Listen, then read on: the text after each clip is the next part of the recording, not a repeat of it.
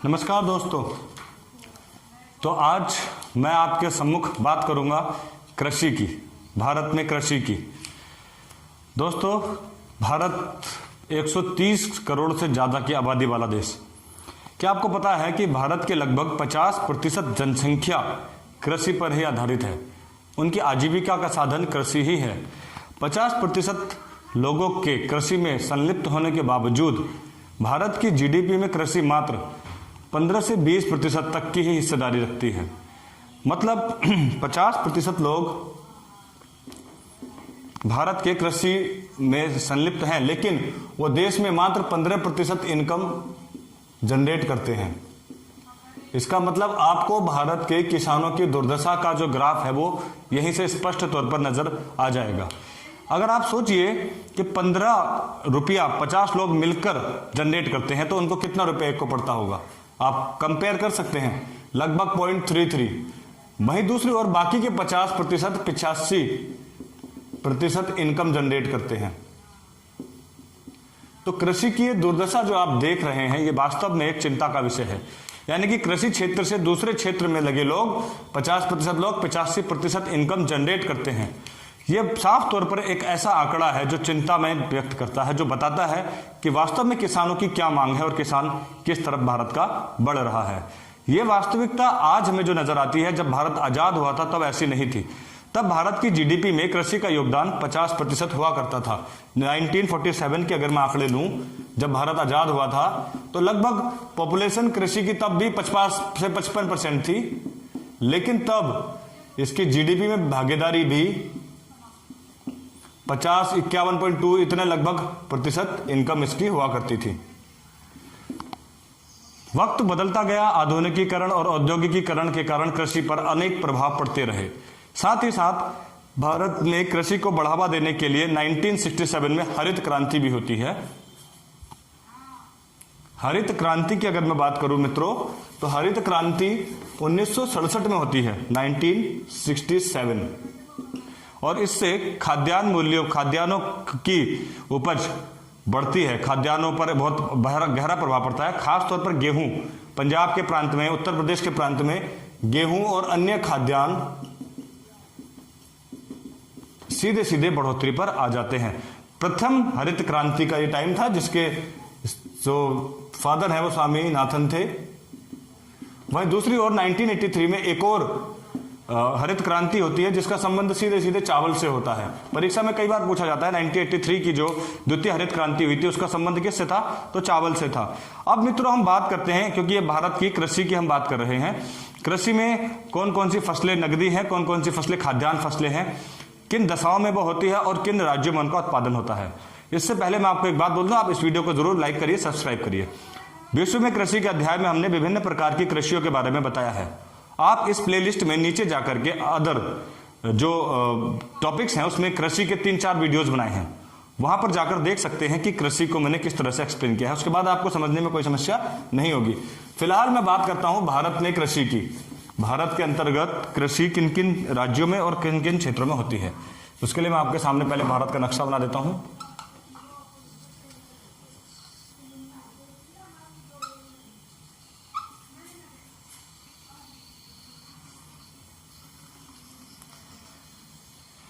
इसमें थोड़ा सा मैं पहले उत्तरी भारत दिखा देता हूं आपको। ये उत्तरी भारत आपको नजर आ रहा होगा। हम उत्तर से ही शुरुआत करेंगे कि भारत के किन क्षेत्रों में कृषि के कौन कौन सी माकूल दशाएं मिलती हैं। उत्तरी क्षेत्र हिमालयी क्षेत्र है भारत का। अगर मैं बात करूं, यहां पर पिछले अध्याय में हमने पढ़ाया था गंगा का मैदानी क्षेत्र, और जहां पर जलोढ़ मिट्टी मिलती है वहां पर अत्यधिक मात्रा में खेती का उत्पादन होता है। ये आप क्षेत्र देख रहे हैं, जलोढ़ मिट्टी का क्षेत्र। मैंने पिछली वीडियो को अवश्य देखिए, वहां से आपको सब समझ में आ जाएगा कि जलोढ़ मिट्टी का क्षेत्र कौन सा है। ये वो क्षेत्र है जलोढ़ मिट्टी का, ध्यान से देखिए आप। और असम का क्षेत्र जलोढ़ मिट्टी के क्षेत्र में आता था। पंजाब, जो कृषि के लिए सबसे उपयुक्त मिट्टी पाई जाती है, जलवायु जहां पर यह पाई जाती है। हरियाणा, उत्तर प्रदेश, बिहार, बंगाल, असम, ये वो क्षेत्र हैं जहां पर हमारी जलोढ़ मिट्टी मिलती है। जलोढ़ मिट्टी में कौन कौन सी फसलें हमारी होती हैं, ये हम अब यहां पर डिस्कस करते हैं। चूंकि हमने आपको पिछले अध्याय में पढ़ाया है गेहूं शीतोष्ण जलवायु का पौधा है। शीतोष्ण से तात्पर्य है ठंडी जलवायु का। गेहूं को, क्योंकि खाद्यान्न फसलों में प्रमुख फसलें कौन सी हैं, पहले हम उनके बारे में बात करते हैं। गेहूं, चावल, ये प्रमुख खाद्यान्न फसलें हैं। आप वीडियो को देखते जाइए, आपके सारे डाउट खत्म हो जाएंगे। चावल उष्ण कटिबंधीय जलवायु का पौधा है जिसके लिए अत्यधिक गर्मी और जल की आवश्यकता होती है। लेकिन गेहूं शीतोष्ण जलवायु का पौधा है जिसके लिए ठंड की आवश्यकता होती है। इसलिए गेहूं को अक्सर अक्टूबर नवंबर के महीने में बोया जाता है। सर्दियों में वो आगे बढ़ता है, फूलता है और उसके बाद उसको काटा जाता है मार्च और अप्रैल में। गर्मी आने से पहले उसको काट लिया जाता है। तो उपयुक्त दशाओं की अगर मैं बात करूं तो उत्तरी भारत में शीतकालीन मौसम में अत्यधिक सर्दी हमें नजर आती है, जिस कारणवश पंजाब में गेहूं का अत्यधिक उत्पादन होता है, हरियाणा में होता है। सर्वाधिक उत्पादन गेहूं का उत्तर प्रदेश में होता है। क्योंकि उत्तर प्रदेश बड़ा राज्य है, उपयुक्त दशाएं यहां पर मिलती हैं सर्दी के मौसम में। यूपी बहुत ही बड़ा राज्य है और प्रति हेक्टेयर उत्पादन की अगर मैं बात करूं तो पंजाब में प्रति हेक्टेयर उत्पादन सर्वाधिक होता है। भारत गेहूं के मामले में मैं आपको बताऊं आत्मनिर्भर है। भारत उतना ज्यादा गेहूं का उत्पादन नहीं करता कि वो निर्यात कर सके। हालांकि गेहूं उत्पादन में भारत का विश्व में दूसरा स्थान है, लेकिन फिर भी वो गेहूं का निर्यात नहीं करता। बहुत कम मात्रा में गेहूं का निर्यात वो करता है। तकरीबन 10,000 करोड़ टन भारत में गेहूं का उत्पादन होता है। इसके ऊपर हम आर्थिक सर्वेक्षण करेंगे तो हम आपको एक वीडियो बना के देंगे भारत में कितना एक्सपोर्ट हो रहा है, कितना इंपोर्ट। हम धीरे धीरे अर्थशास्त्र के क्षेत्र में कदम बढ़ाने वाले हैं, भूगोल को हम आगे लेते जा रहे हैं। हरियाणा और उसके बाद देखिए सब सर्वाधिक उत्पादन हुआ उत्तर प्रदेश में नंबर 1। हालांकि प्रति हेक्टेयर उत्पादन पंजाब जितना नहीं होता, लेकिन फिर भी बड़ा क्षेत्र होने के कारण उत्तर प्रदेश में सर्वाधिक गेहूं का उत्पादन होता है। नंबर 1 है, नंबर 2 पंजाब है, नंबर 3 हरियाणा है। ये टॉप 3 है गेहूं के मामले में भारत के उत्पादन में। क्यों? क्योंकि यहां पर उपयुक्त दशाएं हमें मिलती हैं। बोया जाता है गेहूं कब? ये बोया जाता है अक्टूबर माह में और काटा जाता है मार्च अप्रैल में, गर्मी आने से पहले या गर्मी आते ही इसको काट दिया जाता है। जब यहां पर ओले पड़ते हैं मार्च अप्रैल में तो जिस वजह से इसको नुकसान हो जाता है। ठीक, तो ये तो था गेहूं के उत्पादन की हमने बात करी। अब हम बात करते हैं दूसरी खाद्यान्न फसल की, चावल की। चावल की अगर हम बात करते हैं तो मित्रों अब यहां पर ध्यान देने वाली बात यह होगी कि चावल उष्ण कटिबंधीय पौधा है जिसको पानी की अति आवश्यकता होती है। यानी कि इसको बोया जाएगा मानसून आने से ठीक पहले, अप्रैल माह में। अप्रैल माह में हम चावल को बोएंगे। यह है चावल, अप्रैल माह में इसको बोया जाएगा। उसके बाद पानी मानसून आते ही पूरा कर दिया जाएगा, इसमें पानी पूरा आएगा और उसके बाद इसको काटा जाएगा अक्टूबर माह में। यानी कि गेहूं बोने से पहले इसको हम काट लेंगे। ऐसी फसलों को हम क्या बोलते हैं मित्रों? ऐसी फसलों को हम खरीफ की फसल बोलते हैं। खरीफ अप्रैल माह में बोया जाएगा। चावल के लिए उपयुक्त जो हमें बरसात चाहिए वो मिलती है बंगाल के क्षेत्र में। बंगाल, ये बंगाल में आपने सुना होगा भात, माछी भात, मछली और भात का खूब सेवन होता है। बंगाल में भारत का सर्वाधिक चावल का उत्पादन होता है। दूसरे नंबर पर यूपी। ध्यान से आप देखते जाइए चावल। अभी लेटेस्ट मैं आपको बताऊं कि मणिपुर राज्य को एक इंडेक्स होता है, ग्लोबल इंडेक्स जीआई, जो इंडिकेशन होता है काला चावल। काला चावल मणिपुर राज्य को इसका टैग मिला है जीआई का। लेटेस्ट है, करंट है, आप जान लीजिए। काला चावल कहां उगाया जा रहा है? मणिपुर में। ठीक, तो चावल की IR24 किस्म सबसे ज्यादा भारत में होती है, IR24। इसके बारे में और डिस्कस हमने पिछले अध्याय में किया है। ओस जो इसकी प्रमुख प्रजाति है बंगाल की चावल की, वो मैं आपको बता चुका हूं। फिलहाल आप देखिए कृषि उत्पादन में बंगाल में सर्वाधिक मात्रा में चावल का उत्पादन होता है। उष्ण कटिबंधीय ये पौधा है, ये भी आप जान लीजिए। ये दोनों ग्रैमिनी कुल के पौधे हैं। ग्रैमिनी कुल से तात्पर्य है घास कुल। घास कुल के ही, कोई टहनियां तो होती नहीं इनमें। ठीक है, चलिए ये हो गई हमारी इन राज्यों की हमने बात की, यहां पर कौन सी फसलें होती हैं। ठीक, पंजाब की बात हुई, हरियाणा की बात हुई। उत्तर प्रदेश में मैं आपको बता दूं और कौन सी फसल होती है। उत्तर प्रदेश में मित्रों ये बात जानने वाली होगी कि उत्तर प्रदेश में गन्ना, दूध, दूध और गेहूं, ये 3 फसलें सर्वाधिक उत्तर प्रदेश में होती हैं। क्या आप नोट कर लीजिए, गेहूं, गन्ना और दूध का सर्वाधिक उत्पादन उत्तर प्रदेश में आपको मिलेगा। नोट भी करते जाइए आप। गेहूं, गन्ना और दूध का सर्वाधिक उत्पादन भारत के किस राज्य में होता है? तो आपका उत्तर होगा उत्तर प्रदेश। कश्मीर की अगर मैं बात करूं तो कश्मीर में केसर, कश्मीर में केसर, केसर का सर्वाधिक उत्पादन कहां होता है? कश्मीर में। नोट करते जाइए आप। कश्मीर में सर्वाधिक उत्पादन होता है केसर का। उत्तर प्रदेश में सर्वाधिक उत्पादन है गेहूं का, गन्ने का और दूध का। बंगाल में सर्वाधिक उत्पादन होता है चावल और जूट का। नोट करते जाइए आप। जूट, जूट के लिए सुनहरी क्रांति भी हुई थी, अभी उसके बारे में हम बात करेंगे। बंगाल में सर्वाधिक उत्पादन होता है चावल का और जूट का। नोट करते जा रहे होंगे, मुझे उम्मीद है आपसे, आप इतना जानकारी लेते जा रहे होंगे। असम, देखिए असम वो क्षेत्र है जहां पर लेटेराइट मिट्टी भी मिलती है। हमने पिछले अध्याय में आपको बताया है, लेटेराइट मिट्टी सर्वाधिक वर्षा के लिए प्रसिद्ध है, बरसात वहां पर अत्यधिक मात्रा में होती है। तो उस मिट्टी में, लेटेराइट मिट्टी में सर्वाधिक चाय का उत्पादन होता है। असम में चाय का सर्वाधिक उत्पादन असम में होता है। जबकि अगर मैं दक्षिण भारत की बात करूं तो अभी हम बात करेंगे कि तमिलनाडु में भी चाय का उत्पादन होता है। फिलहाल आप असम में चाय को जोड़िए आप। सर्वाधिक मात्रा में चाय का उत्पादन भारत के किस राज्य में होता है? तो राइट आंसर असम।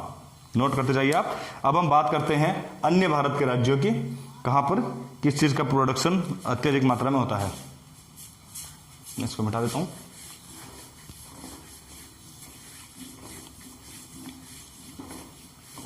राज्यवार आप आंकड़े देखते जाइए, कौन से देश, कौन सी जगह पर कौन सा यहां पर प्रोडक्शन हो रहा है। बात करते हैं अब हम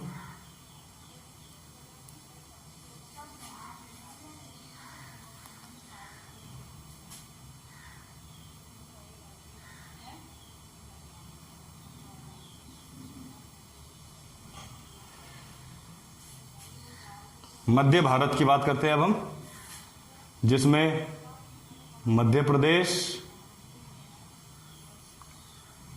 राजस्थान, छत्तीसगढ़, महाराष्ट्र और इन इलाकों को हम ले लेते हैं क्योंकि ये पिछले इलाके छूट गए थे। झारखंड, ये मध्य भारत आपको नजर आ रहा होगा, ध्यान से देखिए आप। मध्य भारत का क्षेत्र मैंने आपको दिखाया है, कृषि के लिए हम बात कर रहे हैं। तो सबसे पहले बात करते हैं हम राजस्थान की।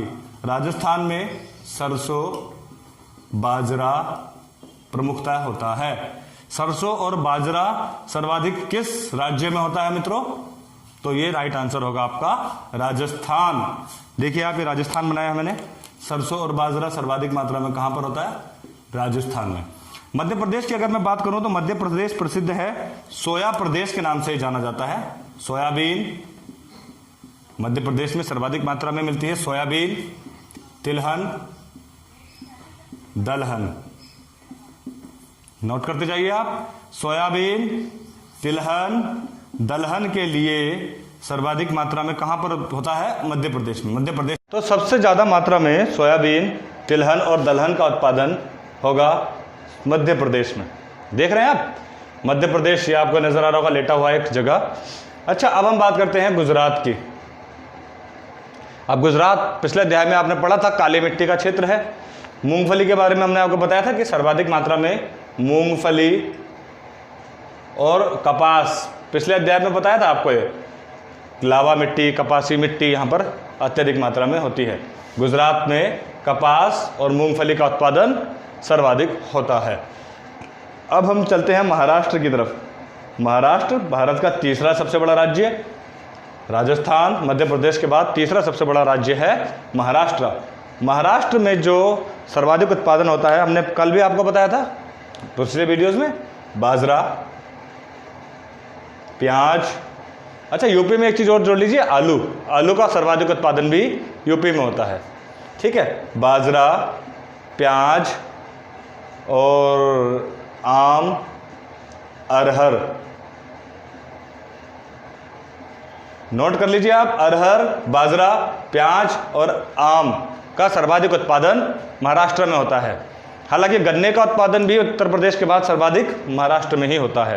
ठीक, अब आपने ये पढ़ा होगा छत्तीसगढ़ को चावल का कटोरा कहा जाता है, धान का कटोरा कहा जाता है, निश्चित तौर पर कई जगह पर ऐसा लिखा है, परंतु कृष्णा और गोदावरी के डेल्टा को धान का कटोरा कहा जाता है। ये तो था मध्य भारत का दृश्य जो आप देख रहे हैं। अगली हम बात करते हैं अब दक्षिण भारत की। दक्षिण भारत में कौन सी जगह पर होता है कौन सी फसल का सर्वाधिक उत्पादन, हम अब उस तरफ चलते हैं। आई होप कि आप सब देखते जा रहे होंगे और आपको उसका निश्चित तौर पर फायदा भी मिलेगा। थोड़ा डार्क में कर देता हूँ, हो सकता है आपको कम नजर आ रहा हो। ये है केरला, ये है तमिलनाडु, ये है आपका कर्नाटका, ये है आंध्र प्रदेश, ये है तेलंगाना, नीचे है आंध्र प्रदेश देखिए। तो हम बात करते हैं कर्नाटक। कर्नाटक में सर्वाधिक मात्रा में होती है कॉफ़ी। सुना आपने, सर्वाधिक मात्रा में कॉफ़ी का उत्पादन कहाँ होता है? तो राइट आंसर है कर्नाटका। यहाँ पर देखिए एक जगह है, क्या नाम है उसका? कुर्ग जिले में कोलार जगह है जहाँ पर राष्ट्रीय कृषि कॉफ़ी अनुसंधान केंद्र भी स्थापित है। कॉफ़ी का सर्वाधिक उत्पादन कर्नाटका, केरल। अब हम चलते हैं केरला की तरफ। केरल में सर्वाधिक उत्पादन होता है लौंग, नारियल, प्राकृतिक रबड़ और मसाले और काजू का। काजू, लौंग, नारियल, प्राकृतिक रबड़ और मसाले, इनका सर्वाधिक उत्पादन कहाँ होता है? केरल में। नोट कर लीजिए आप, काजू, लौंग, नारियल, प्राकृतिक रबड़ और मसालों का सर्वाधिक उत्पादन केरल में होता है। कॉफ़ी का सर्वाधिक, और यहाँ देखिए आप नीचे बात करते हैं तमिलनाडु में इन्हीं चीज़ों का उत्पादन होता है, लेकिन केरल उसमें प्रथम स्थान रखता है, काजू, लौंग, नारियल, प्राकृतिक रबड़ और मसालों में।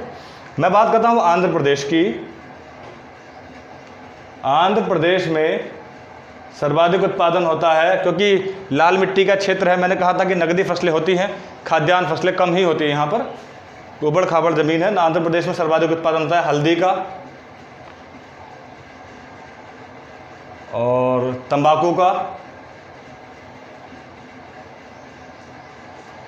मेरे ख्याल से, और सूरजमुखी का भी उत्पादन होता है यहाँ पर कर्नाटक। और इसमें आप देख लेना एक बार इंटरनेट पे, या मुझे आप कमेंट बॉक्स में आंसर दे देना कि सूरजमुखी का उत्पादन सर्वाधिक कहाँ होता है, कर्नाटक या आंध्र प्रदेश, दोनों में से एक है।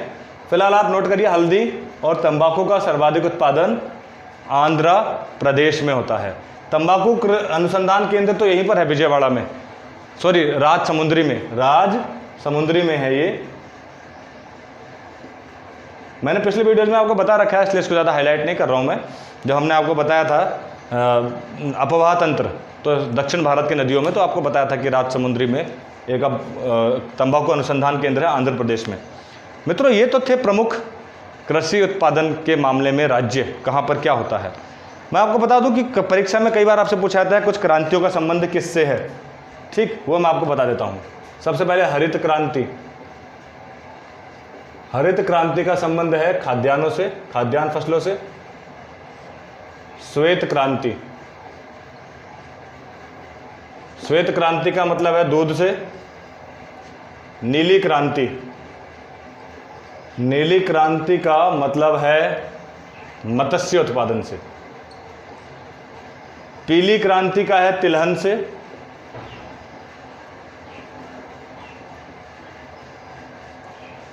सुनहरी क्रांति का तात्पर्य है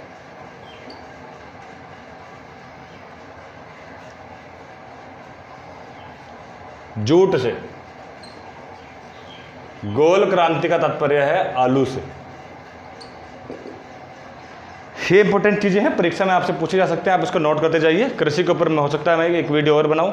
फिलहाल आपको कोई भी प्रॉब्लम या समस्या आ रही हो तो आप मुझे कमेंट बॉक्स में